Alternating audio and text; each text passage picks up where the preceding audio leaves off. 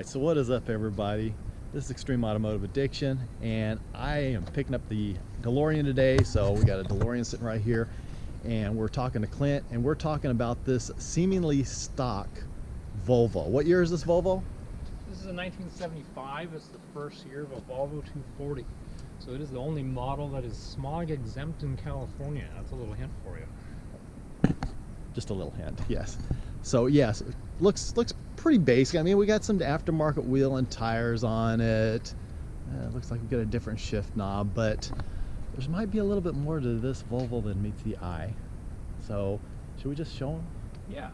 We should just show them. I haven't heard this thing run. I haven't went for a ride in it yet. I haven't even checked it out under the hood. So this is all first hand for me. So you notice the original ugly looking paint. Beautiful. But then underneath, it's a little bit nicer. What now? What is that? That looks like a 5.0. That is. It's a Fjord 5.0. A Fjord. Fjord. So that little is known subsidy of Ford, right? That is the name of the car, the mighty Fjord. Nice. We have headers. Rock intake. Holly, yes. Yeah, Holly 289 Performer. Standard Holly 600 double pumper, or sorry, vacuum secondary, HEI style distributor on it, and then 3G alternator and kind of a hybrid front pulley system. BMW power steering pump powering the late model Volvo rack. So there's a lot of amalgamations of extra parts laying around from the old race shop. There's even some old Ford dually pickup truck sway bar end links, and hope I could probably, if I could remember all the little parts that came off of other cars. It's got a lot. This is a man who likes to experiment, obviously, because we just took a ride in his DeLorean, and you can check that out in the other video. But I've heard about this car, and he was talking to me. He said, I've got to do a video on this car. So yeah, we're gonna go for a ride in this car. But that is just cool. I mean, you would not expect to pop the hood, especially on this car. Nothing against this car, but it does look like your ultimate sleeper. Sort of. It looks like it's been forgotten, and Grandpa's old ride. It's given a new lease of life with a small block Ford under the hood. Fits quite nice, don't you think? I think it fits perfectly. It looks like it was made to be in there. And what kind of transmission do we have behind it?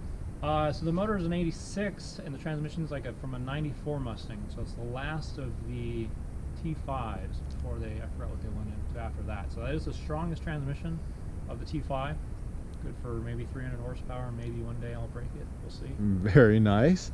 So is this motor pretty much stock other than carb and intake? Pretty much. So it is a roller motor. Okay. Early roller motor. The heads are E7 heads, I believe, which I think are the mid 90s or the later Mustang heads. They're not the ones that came off this bottom end originally. They are still iron. That is my next big upgrade. I want to get aluminum to pull a little bit more weight off the front of this car. But overall, it is actually under 3,000 pounds still, even with a full iron V8, full interior. It is a basic model, DL before, but now it's kind of my 282R race car. Nice. And do you daily drive this? Not quite yet. It still needs a few more final touches. I am putting together the air conditioning system, which is also another amalgamation of BMW parts and Volvo parts. I'm putting the late model. I already have the late model Volvo R134 system, so that's the best air conditioning. They made these cars from 75 to 93, and they updated them a lot. So you can pretty much go to a junkyard and find a 1993 model, and just about everything would bolt into this thing. It's quite nice. No kidding. Yeah, it looks really good. I mean, the swap is great. It looks like it was made to be in there.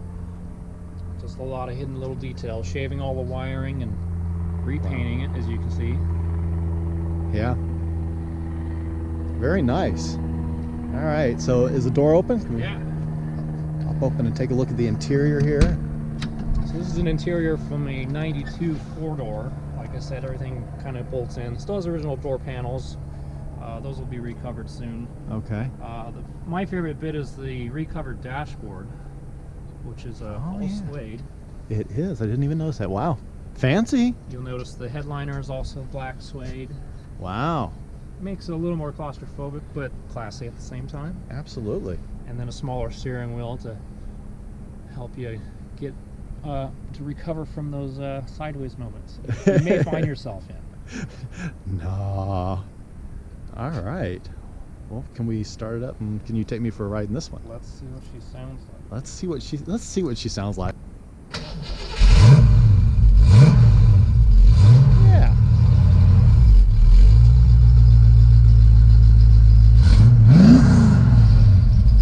Sounds like your basic Volvo, right? Yeah, sure. It's a minor little belt squeak up front, but that'll go away when it warms up. That's easy fix. It's the BMW parts fighting with the Ford parts fighting with the Volvo parts. I understand. So this is the Franken DeLorean, okay, as Josh has affectionately described it. So is this the Franken Volvo? I suppose yeah, it's more of a Franken than anything. But I think it's for the best. I don't know, like, so what gave you the idea to say, I want to throw a Ford V8 in a Volvo? So about 8-9 years ago, I helped the race team build pretty much identical kind of car for the 24 Hours of Limits, which you may be familiar with. You have to build and buy a car for $500. Volvos are cheap, they make good race cars. I got to drive that car for a few events, we won a few events, I just fell in love with it. The sound of it, a Windsor 5.0, yeah, they're old, they're not anywhere near powerful or modular or fun as an LS anymore. But I love the noise. And as you can see, they fit in there quite nicely, so I wanted one for the street. Hence why I got a 75, don't have to worry about smog. Throw it in there, have some fun. Absolutely. I say absolutely. That is cool. That's just something you would never expect. Get some heat in this thing, and a little more roomy than the DeLoreans, I will say that. Yeah, it's a proper 4 or 5 seater. You could take the whole family along for some hooning. See, the ultimate family car. Now, if I found a wagon, that probably would have been more fun, because then you could take the dog. That is true, and no one would expect this in a wagon. True, but I do like the 2 doors. They got a great look to them. Don't blame you. So, any plans to like paint it or do anything to it, or are you just going to leave it the way it is? Oh, there's a heavy list of stuff I'm going to do. Yeah, paint is chief among them. A few body dents, but the whole interior will be painted and fully caged. I do build roll cages for a living, so it's about time I built one for myself, actually. I want to make the car streetable, but it will become a track machine.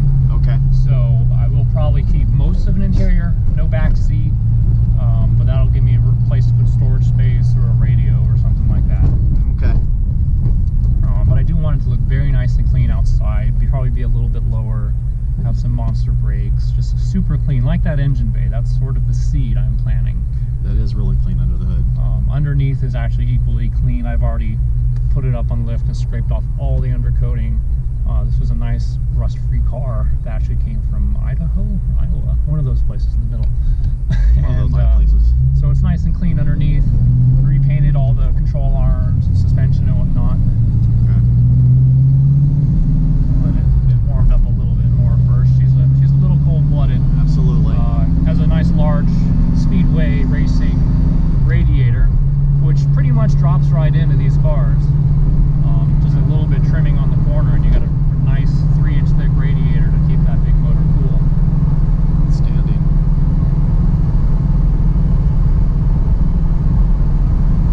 Being a 43-year-old car, they kind of need a little bit of everything. Wiring harness is like the DeLorean. It's not very well insulated, so it is susceptible to corrosion. Okay. So I'd like to ideally replace it entirely with something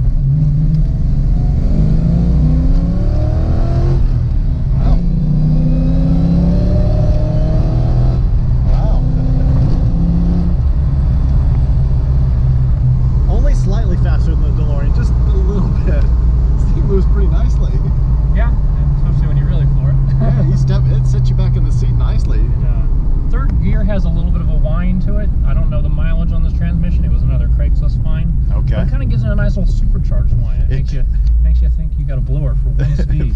for one gear, you got a blower.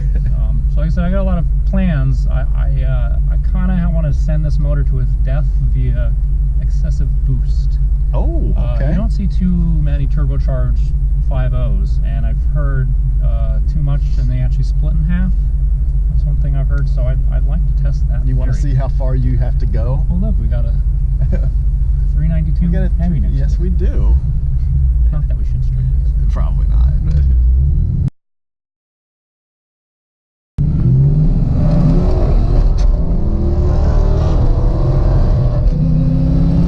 Can't keep up with modern muscle. You know what? You gave them a really good run. I know how fast those cars are. I'm impressed.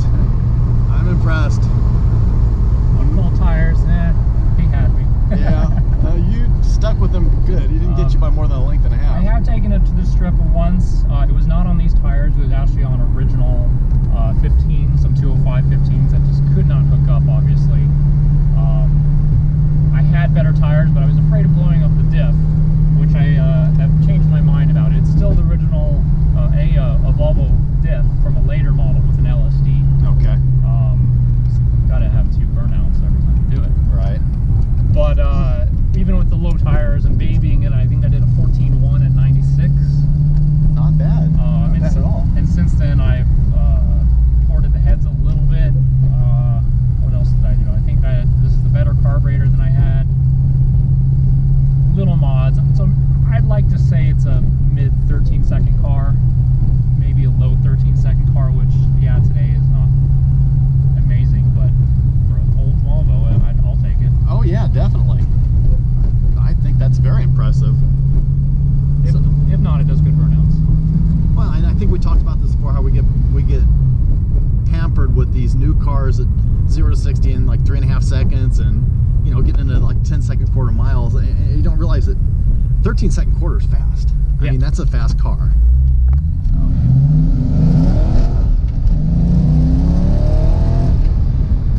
Yeah, you can feel it get a little loose in the first couple of gears. Yeah. It really likes it when the secondaries come on. Definitely. I don't claim to be an engine tuner. I've honestly slapped this stuff together.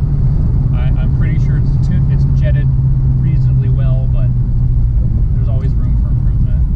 Yeah, but I don't think much. You don't feel a lot of lag there. It doesn't feel like there's any flat spots to it. So yeah, very impressive. Quick U-turn. So I think the motto is be careful. Never assume when you pull up next to something, because you never know what's under the hood. This is a good example of that. It is fun to pull up the lights and have that low B engine, and people start looking around for a muscle car, but they can't find it. Yeah, it's coming from a Volvo.